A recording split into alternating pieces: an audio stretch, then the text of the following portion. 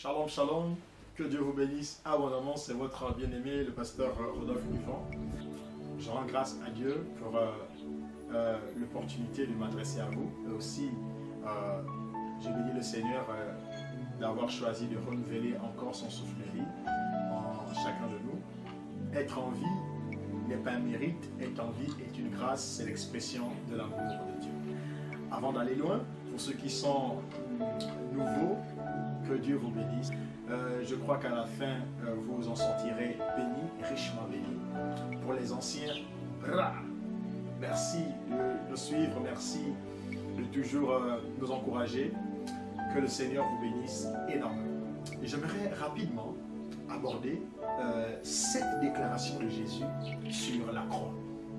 La croix, c'est le lieu de son agonie. Après avoir reçu les coups, parce qu'il est descendu sur la terre, avec un seul but, sauver l'humanité qui s'était détournée depuis Adam. C'est Adam qui fait rentrer le péché dans le monde et c'est Jésus qui vient trouver la solution à ce péché qui séparait l'homme de son Créateur. Lorsque Jésus vient, les hommes l'ont conduit à la croix. Et sur la croix de Golgotha, Jésus va faire 7 déclarations. La première déclaration, nous la trouvons dans Luc au chapitre 23, le verset 34. Père, pardonne-leur, car ils ne savent pas ce qu'ils font. Sur le lieu de son agonie, Jésus est en train de mourir. Bien-aimé, la première chose, au lieu de penser à lui, au lieu de dire à son Père de le sauver, de le délivrer de la mort, il demande à son Père de le pardonner. Quel amour!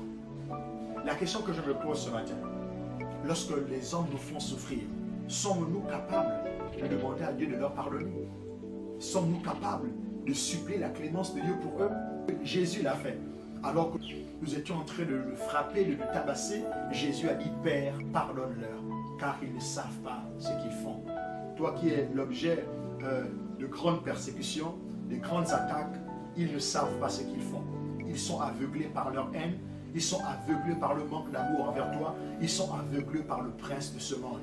Mais j'aimerais te dire une bonne nouvelle. S'il y a un prince, c'est que le roi est toujours en vie. Et le roi est connu, c'est Jésus-Christ de Nazareth. Après être mis à mort, le 3e jour il est ressuscité.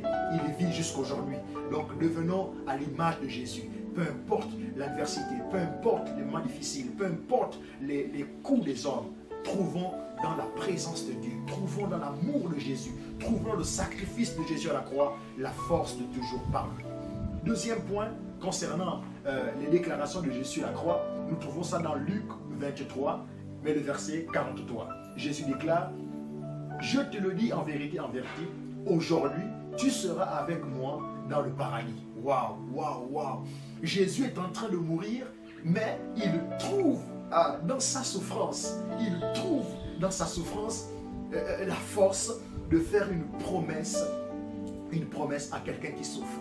J'aimerais te dire, frère, alors que tu passes par cette difficulté, alors que la Covid a bloqué beaucoup de tes activités, alors que tout devient difficile autour de toi, est-ce que tu peux trouver, dans ces temps que nous vivons, la force d'évangéliser, la force de rappeler à quelqu'un les promesses de Dieu? Jésus, malgré sa souffrance, il trouve la force de faire rentrer quelqu'un au ciel. Est-ce que dans cette situation de crise, où tout tourne au ralenti, toute activité est bloquée, ce sont des cris partout, est-ce qu'on peut trouver en cette période des évangélistes, des hommes qui parlent de Jésus, des hommes qui décident de remplir le ciel? Frères, trouvons la force comme notre Seigneur Jésus, malgré notre souffrance, de rappeler à quelqu'un les promesses de Dieu, de dire à quelqu'un Jésus t'aime et Jésus veut te sauver aujourd'hui. Troisième parole de Jésus à la croix, nous la trouvons dans Jean au chapitre 19, les versets 26 et 27. Jésus voyant sa mère et auprès d'elle le disciple qu'il aimait, il dit à sa mère, « Femme, voici ton fils. » Puis il dit au disciple, « Voici ta mère. » Frère, Jésus est toujours sur la croix. Et sur la croix, il a dû penser comme cela à l'endroit de sa mère. Son père, Joseph, s'en était allé un peu plus tôt. Et il était resté avec sa mère. En tant que premier-né, Jésus occupait une place importante dans la vie de Marie. Il avait su remplacer, Jésus avait su remplacer l'absence de Joseph. Il prenait soin de sa mère, il prenait soin de ses frères. Et le voilà maintenant sur la croix. Et sa mère est là au bas de la croix en train de pleurer. Jésus, malgré sa souffrance, pense au bonheur de sa mère. Combien sommes-nous aujourd'hui qui pensons encore à nos parents? Jésus, sur la croix, malgré sa souffrance, il pense à sa mère. Frère, il est temps de penser à nos parents. C'est vrai que tu passes par des moments difficiles, mais pense à tes parents. Pense à leur stabilité émotionnelle. Pense à leur salut. Tes parents sont-ils sauvés? Tes parents connaissent-ils Jésus? As-tu prêché l'évangile dans ta famille? Pensons à nos parents. Ah Seigneur, aide-nous. Que Dieu nous bénisse. Que Dieu nous bénisse. Quatrième parole de Jésus sur la croix, nous la trouvons dans Matthieu, le chapitre 27, au verset 46. Mon Dieu, pourquoi m'as-tu abandonné? Hein?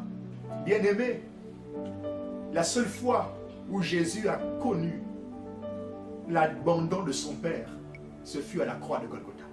Jésus venait de porter comme cela le péché de nous tous, le péché de l'humanité, et son Père se détourna de lui. Jésus a été abandonné de son Père à cause de nous.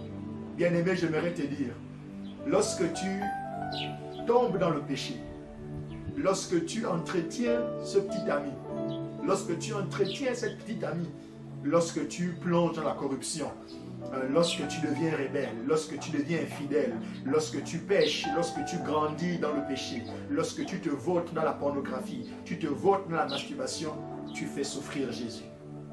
La même douleur qu'il ressentait lorsque son Père l'abandonnait, c'est cette même douleur qu'il ressent lorsque toi tu l'abandonnes. Il est temps que tu te ressaisisses aujourd'hui. Parce que lorsque tu pêches, tu fais souffrir Jésus. Lorsque tu pêches, tu te détournes de Jésus. Lorsque tu pêches, Jésus souffre de ton absence. Comme ce jour, il souffrait de l'absence de son Père.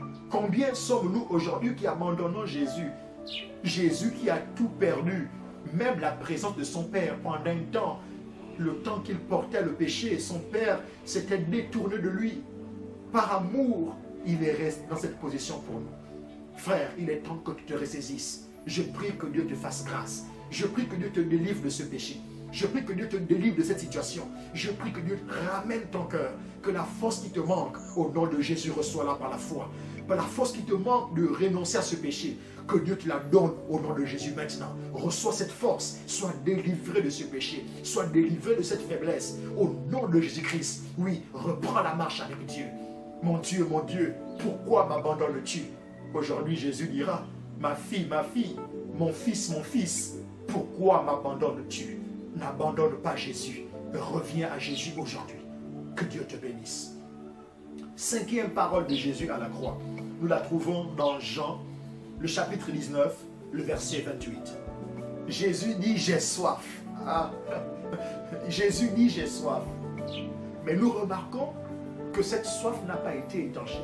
Il y a des choses, malgré notre besoin d'en posséder, que nous n'obtiendrons pas, malheureusement. Le plus important en tant qu'enfant de Dieu n'est pas de voir toujours Dieu nous exaucer. Bien que Dieu n'exauce pas ce besoin, il reste Dieu. Ta conduite, ton comportement serait d'accomplir la volonté de Dieu. Malgré que son désir de boire n'avait pas été satisfait, cela n'a pas empêché à notre Seigneur de gloire d'accomplir sa mission, celle de sauver l'humanité. Tu as un mandat, tu as une mission, tu dois accomplir ta mission sur la terre. Et Dieu t'attend à ce niveau. Que Dieu te bénisse. Sixième et avant-dernière parole de Jésus sur la croix, nous la retrouvons dans Jean, toujours le chapitre 19, le verset 30. Jésus dit, tout est accompli. Waouh! C'est ici un cri de victoire. Jésus est arrivé. Ah oui, le gars est arrivé. Ah oui, les coups qu'il reçut ont valu la peine. Il peut dire, tout est accompli, un cri de victoire. Frère, ne t'arrête pas à cause de cette trahison. Frère, ne t'arrête pas à cause de cette déception. Frère, ne t'arrête pas parce qu'on te critique. Frère, ne t'arrête pas dans ton ouvrage. Achève la course. Achève la course. Même si on te méprise, même si on te rejette, même si on ne te comprend pas, achève la course. Frère, la moquerie en va la peine. La moquerie, le rejet forge les hommes de destinée et les pousse dans l'accomplissement de leur destinée. Ne t'arrête pas. Jésus ne s'est pas arrêté malgré la soif. Jésus ne s'est pas arrêté malgré le manque d'exaucement. Jésus ne s'est pas arrêté malgré le contraire. Jésus ne s'est pas arrêté malgré la salive, les coups, les fouets. Il dit tout est accompli. Il a achevé. Que personne ne t'arrête, frère. Je dis que personne ne t'arrête. Dieu compte sur toi pour le salut de plusieurs. Ta famille compte sur toi, ne t'arrête pas.